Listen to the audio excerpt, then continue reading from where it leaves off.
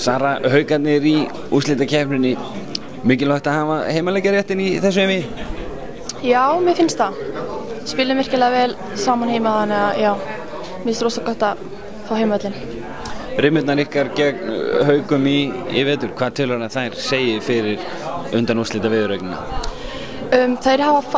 Leikinir hafa farið rosalega mismunandi, þannig að það fer bara eftir hvernig við mætum leikinn og já, hversu fast við spilum.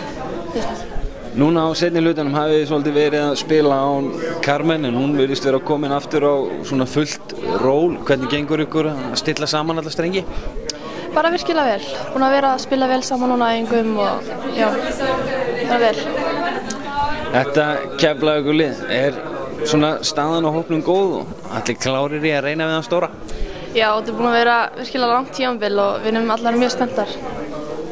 Glæsilegt, gangi ykkur vel og góða skemmtun. Takk.